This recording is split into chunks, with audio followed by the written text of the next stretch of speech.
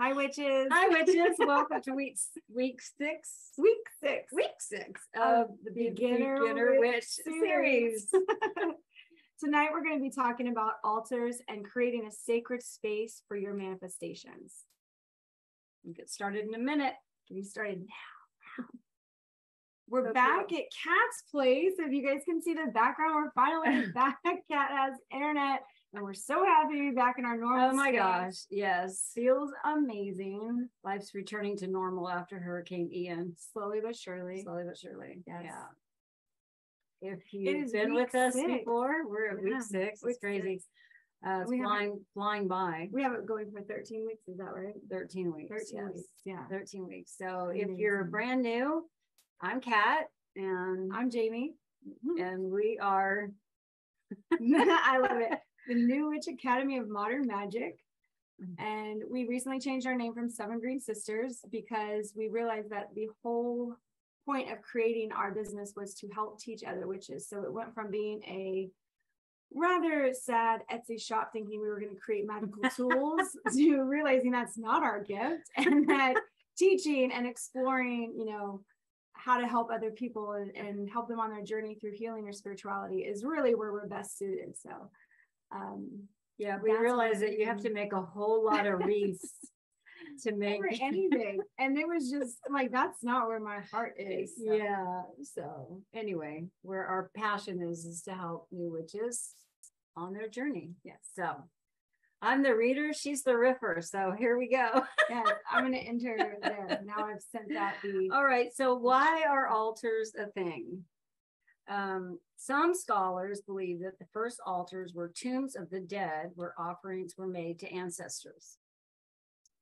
Others believe altars came from the pagan belief that the newly deceased were gathered on the borders of the sky under the constellation Ara. I'm not sure we're saying that right, A-R-A. Ara is Latin for the altar and is a star in the constellation in the Milky Way. And Ara means to burn or glow. Hence, burn or glow. Candles on your altar. Well, and I don't know if we have it in there, and I might be jumping ahead with this, but we the cool thing that ties in the constellation for this, you guys, if you think about the altar being this flat horizontal surface, that's what people of the old days were doing. They were looking at the horizon and seeing stars lit up from there. So the idea of replicating a horizon off, looking off into the earth before there were like cities and everything, that they were recreating that imagery for that constellation, thinking that the deceased people were just there. If you could walk far enough, you might reach them. This is probably when people believe the earth was flat, maybe something like that.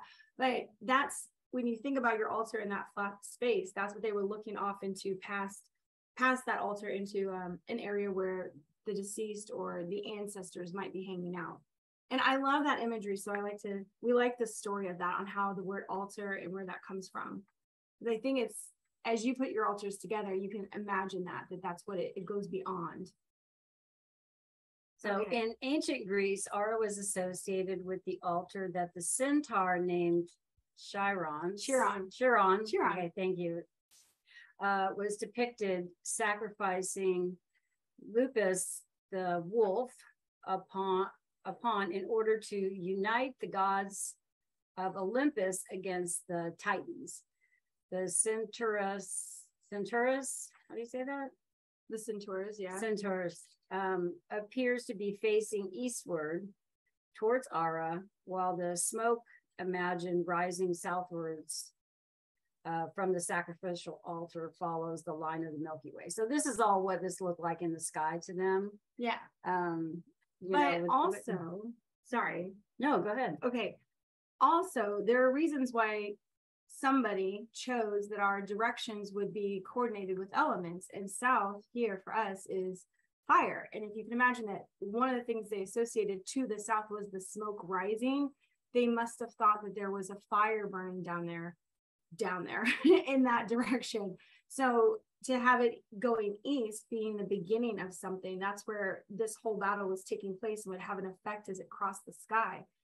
So there's no proof that that's why we have our elements facing to the south or the east, north, or west. but it's something that it ties in again as you research and learn things through the ancient pagan beliefs on into like the modern day, you know, whether it's witch or Wicca or whatever, you will start to see that there are things that's like, oh, that's also similar. So all of these stories have been told that kind of gather to create the beliefs that have been seen throughout many cultures. So I like that as well. And we love the history of the history. It's good to know. Yeah. It's just fun. The why. It's so nice to understand like a simple why. Why is South fire? What does it mean for us? Why did somebody pick that? Or why did we follow along with it? How do we feel about South being fire, you know? If you're into the cardinal directions. So the true purpose of an altar is to have a designated space to honor something, either yourself, ancestors, deities, Mother Earth, animals, through an offering. The offering can be your time, energy, a candle burning, food, pictures. And we do this with intention. Yeah, the thing about like we set a table or we design a shelf or we place pictures in our house, right? We do all those things with intention because you want a feeling to be evoked from that decor. An altar is for the same reasons, but it's set with more spiritual intention. It's why people make this sacred space just to do their spells, because they dedicate that area to an energy, a feeling that they get when they come up to their sacred place. I think that was my point. I feel like I lost my train of thought going on that. Well, I was wondering, we just had a celebration of Samhain yesterday, and we set a silent place. Yes. Yeah. Is that a type of it's an altar? Yeah, it's an offering table for ancestors or people who have crossed over. There's in the book for Samhain by Llewellyn, there's something that's in there called a dumb supper, and I never liked the term and didn't necessarily agree that you would sit around and be quiet and eat, and that was how you were going to honor somebody. So instead, my own practice that I've been doing, and I practiced a lot alone, is I set up a plate somewhere in the house with like items or memorabilia, something that meant like ancestors or people who had passed, which my family is very small, so there's not like a ton of pictures or anything, but it's just to say that I'm honoring the people who blazed the trails before me, you know, the people who did all of this so that I could be here in this life now. And what I did, instead of sitting there in silence, I would just take a scoop of food from my plate, and it's something that was, you know, mine, that I was going to consume, that I'm offering to them instead. And then at the end of the night, I always put it outside and let nature do what it does, AKA raccoons. So I know that's who gets into it, but that's how I set up. It's basically an altar for honoring the ancestors by providing them a meal at the celebration that you do for the crossing. And I love, she sent my grandson, oh, yeah. almost 17-year-old grandson, out to the woods behind her house to put the offering plate out there, and she told him a little story about it. And yeah, and then I just told him, if you could speak to your ancestors, you know, tell them something. And I didn't really give him any other direction, and he's not like, sometimes he really doesn't like my witchy stuff and gets annoyed with me by it, but he actually went out there and set it down and said that he was grateful for them and that he wished that he had met them and hopes to see them one day. And I'm like, wow, that was actually really thoughtful for a 16-year-old. I was proud of him. Like, my little mom witch heart went thumping. I was like, that's awesome. Oh yeah, I did good. I feel the same way, Grandma Witch Heart, doing this thing right here. It's like getting in touch with his spiritual roots at an early age. All right, so how you can use an altar. An altar can be anything, anywhere. Like all tools in witchcraft, you give it importance, power, and meaning. Traditionally, a flat surface, an altar is a place to gather power or exchange energy. You're either giving or asking for something. Ancestral altars are giving acknowledgement or love to our ancestors. Deity altars are asking for the energy of the deity to come into your space to be with you and help you grow. And we probably will say this 100 times throughout our channel and on every meetup, but these are our own thoughts and feelings and how we've practiced. And so everybody should be individualized. So if there's something here that you don't really connect with, then don't do that thing. There is no right or wrong. There's no authority on the whole thing. Do what feels right for you, and go with what your intuition tells you to do with that.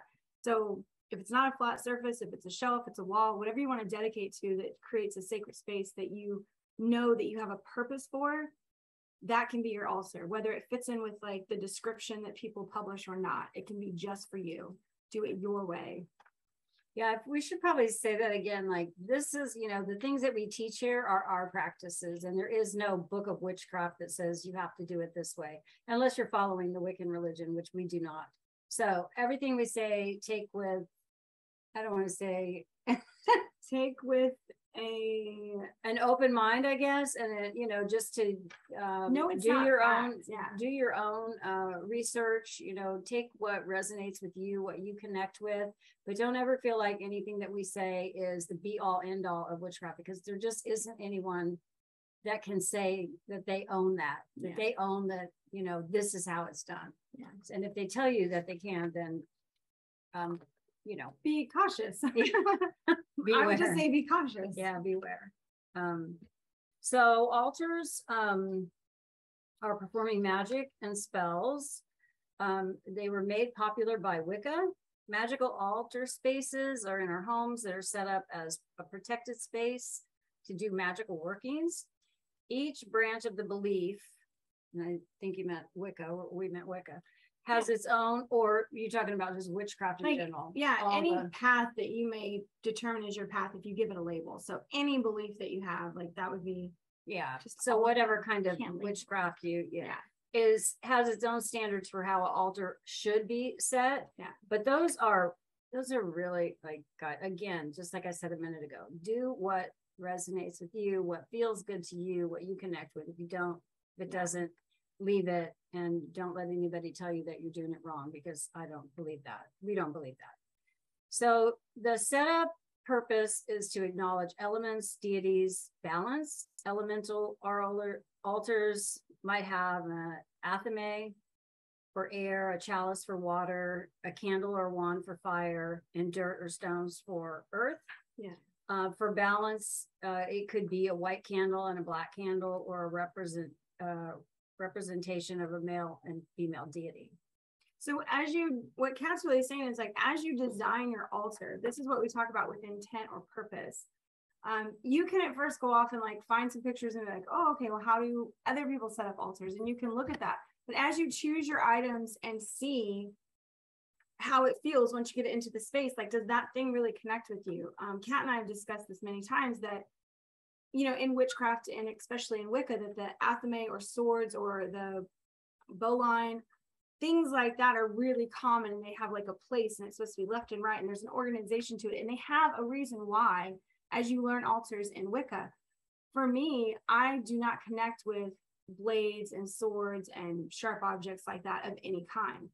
So I won't ever have one of those things on my altar or in my spaces that signify something for me. Really, that would be something that would deter me. It's like, that is I don't want to say a negative tool, but it's a tool that I associate with negative things. So it doesn't have the spiritual feeling for me like it might for some people. Some people, when they hold the athame, they feel very powerful. They feel connected. They understand that it had roots in like trimming herbs, or, whatever it would be used for, carving into candles. I'm much more practical when I do things. I grab things that make the work easier. I like to work smarter, not harder when it comes to that. So I don't feel like I have to have a special knife to carve into candles. That is just my practice. That's where I feel totally secure in grabbing, a pen or a pencil actually carves into candles really well. And it's not as messy, and like, it looks better. Me being trying to overcome my perfectionism, I try not to make things look too perfect, but if I have a bunch of scratchy ass letters that look like a kindergartner did it, I'm not going to go in feeling powerful about that candle. Like, it's just not going to evoke that feeling for me. So when you use your tools or set up your tools or whatever you want to put on an altar for something, just do that with intent, like that you want it there, not because somebody told you it should be there. Do it because you want it to be there, because it has meaning for you, that you like the meaning of the object. That was a big explanation. My altar has a lot of water elements on it, because I'm a water sign. So there's moon water, there's seashells, there's shark's teeth, there's feathers is air, but there's a lot of, I don't know that I have earth, do I? I'm not sure.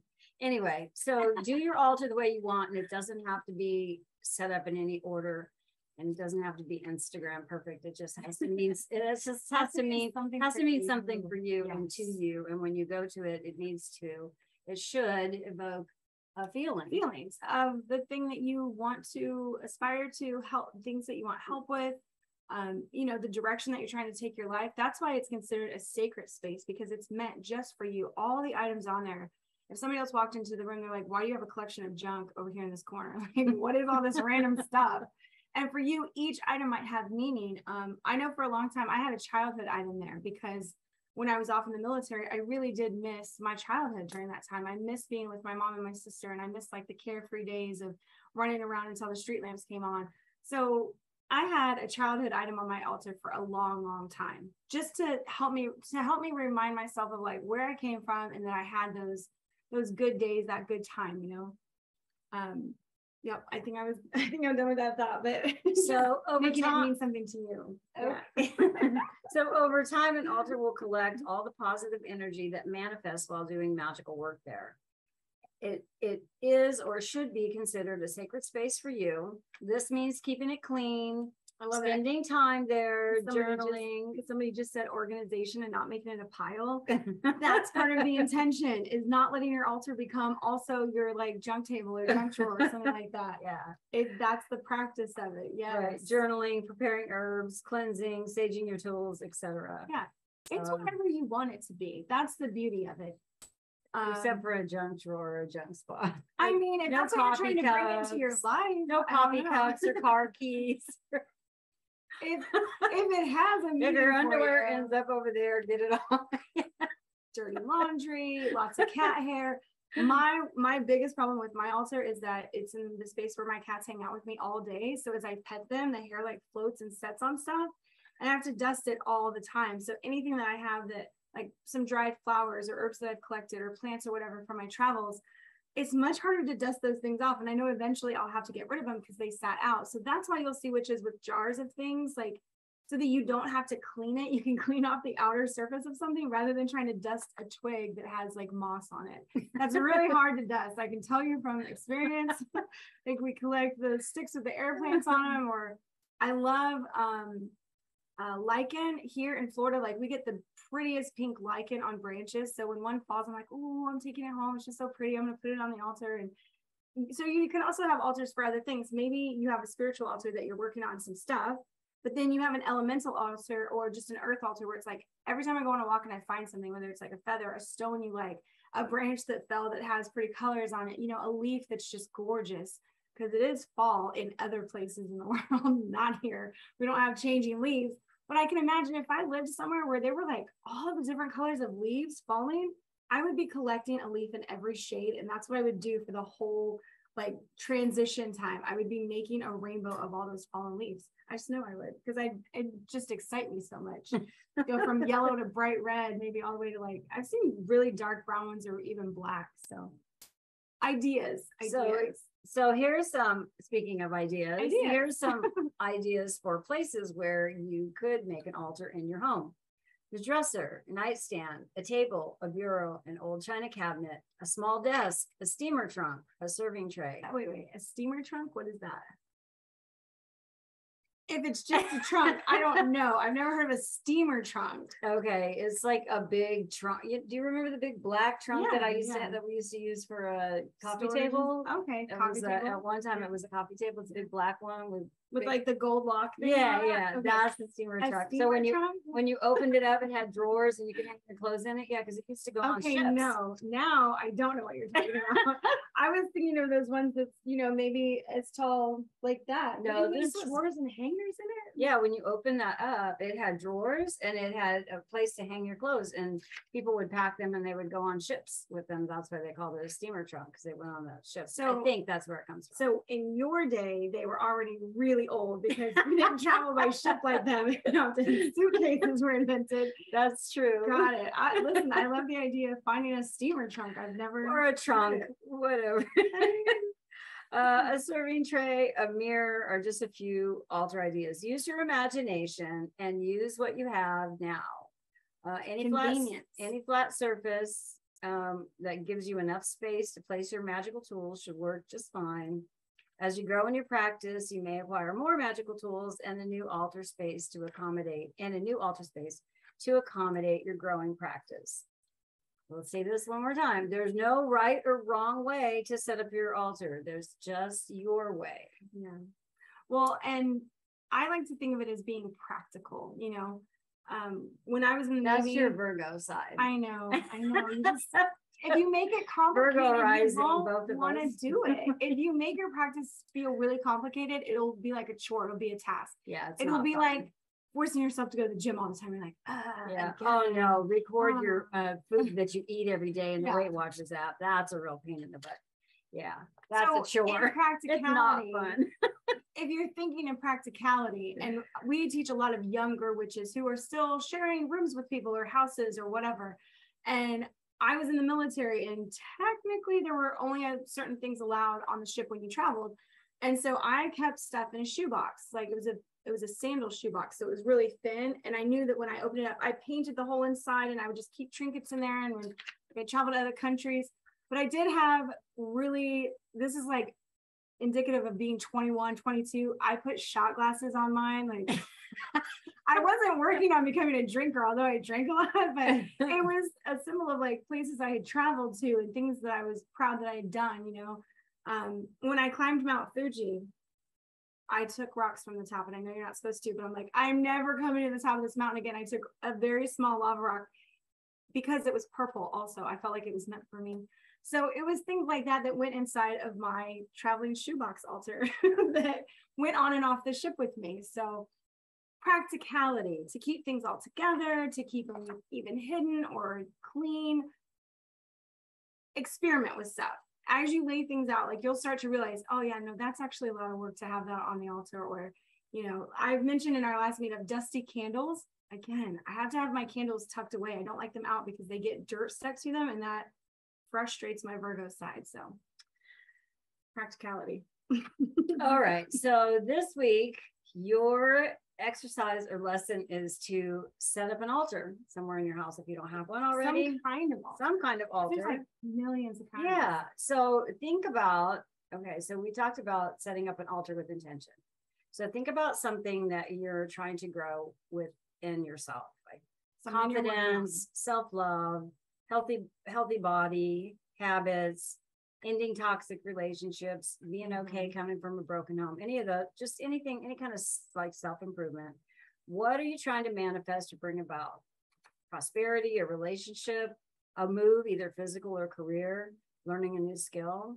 As you answer these questions, reflect on these questions, find things you already own that are around your house that can serve as a representation so that when you spend time at your sacred altar, that's what you're reflecting on. That's what you're trying to manifest. What you think about, you bring about. So how much time, so one thing we don't talk about is like, how much time we didn't address this here. So we're really quick before we open up for questions of how much time would you recommend, that you spend? Is it just like light a little candle every day, or you just go there and put something on it, or you stand at it and say a prayer or whatever? Do you have a recommendation? I love that. Well, as you started to say how much time, I was also thinking about sometimes as people set up their altars, they don't know how long to leave stuff on there for. They're like, when do I change things over? Do I take it down? Then what do I do with the thing that was on my altar? Do I need to, keep it in a sacred place or do something else with it? And this is, you get to make your own rules for what you believe is true for your life. And just remember that stuff is not what's holding the magic. Like, you're holding the magic. So you bring power into things and you can release them just the same, and they can have another life beyond you. You don't have to keep them. But for being with your altar, as you're working on things, the biggest part of this is like, how committed are you to the thing that you want? How invested are you for the change that you're looking for the growth that you're looking for? Give yourself an allotted time. You get to set the time. So at first, if it's just like a minute every day to sit down and look at all of your items and think a mantra or an affirmation for what you're trying to bring in, that's the easiest, quickest way to do that, because you don't even really need an altar to do that. You just need the thought, and you need a time and place to do it in. So if you give yourself that goal of 3 times a week and to just see how it goes, and then you're like, I like this. And then it's every day. And then I'm going to throw in, journal about it. Journal about how you feel when you do it. Journal about, does this connect with you? Does it resonate with you? Because this is not a mandatory practice, even though it's all over everywhere about witches' altars. See if that's what really gets you going. Like, if this really ignites and sparks something in you, then continue with it and explore it and like design it, do different stuff. But if you're doing it and you're like, yeah, this is really boring and I'm not really into it that much, maybe a nature walk and being in this like meditative nature walk while you're out there and picking up things along the way. And then when you leave the park, you leave them all right there at the path and you're like, thank you for being with me while I had this sacred time with myself. And then you leave them there. I've done that before when I knew I couldn't take anything with me and I needed my space. I needed to be like in my own space with myself in nature. And I would pick things up and I'm like, I really don't need 5 more sticks, 3 acorns, and a pine cone to go back home with me. So I'm like, thank you for being beautiful and letting me pick you up and spending time with me on the walk, but I'm going to leave you in the park. And so sometimes I'll like make a design out of them at the beginning of a trailhead because I just think about somebody else finding it and going, huh, look at that. There's like little artwork here. And, you know, it just passes on like the good feeling and the vibes of somebody else appreciating the beauty of that item, especially when it comes to like natural stuff. So find out what feels best for you as you do it. That's what I would tell you to explore. So the time frame, those are some good points to think of, is like you set the time. All right, I'm going to commit to, you're going to do the homework. You're going to set up an altar somewhere of something, whatever you want. It could literally be a picture of something that you're trying to bring into your life. But then tell yourself, I'm going to spend 5 minutes a day with this thing, thinking about the future that I'm trying to pull into myself. If this sounds like manifestation, yes, it is like very similar or exactly the same if you think about it. You just want to pull in the thing that you're working on. You want to bring that into your current reality. So decide how much time you can give to it, how serious you are with it. And if you can go to it 2 or 3 times a day to just be like, place your hand on something and go, I'm really trying to bring in this like better decision making, or, you know, being able to get up earlier every day so that I have more hours in the day to feel like I've accomplished more, or whatever it is that you're working on. And as you do that, your practice and yourself and your self-esteem with all these things gets better and better and better every time. Because as you complete a goal, it actually gives you endorphins that's like, look at me, I win. You know, even if it's small little goals. Like I spent a minute a day every day with my altar thinking about a future item that I wanted or a future event that I wanted, like relationships or jobs, moving, ending relationships, you know, asking for guidance on how to let something go. Which brings me to, like, you said something earlier and it reminded me that Scorpio season is coming up, and this is where shit gets real and you get real in your feels and like stuff gets kind of deep, lots of cries, like you're going to feel it. So if you set up an altar for something that is emotional, expect to really experience that as you work through it, because the sky is going to be aligned to really help you feel all of that stuff. Getting deep. It's cat season, by the way. Like she's a Scorpio, so hopefully she doesn't get too feisty on us for the next 4 weeks. She might get into some feels and some stories. I don't know. True that. I was thinking about how I added things to my altar. So when I made an altar, like I would go and when I'd find stuff, I would. And if she didn't say that she's a brand new witch when this was going on, yeah. So it's adding, so it's experimenting with it. So experiment,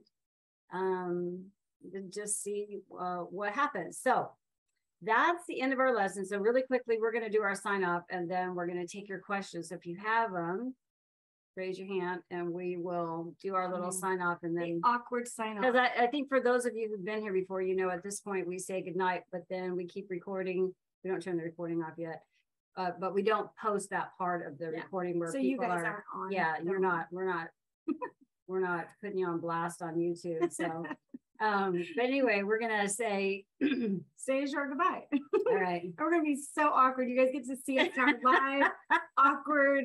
Like can't control my smile because I feel so weird. But all right, no, it's so. Do you see how hard these things are? Oh my god, I can't even relax. Hold on. Okay,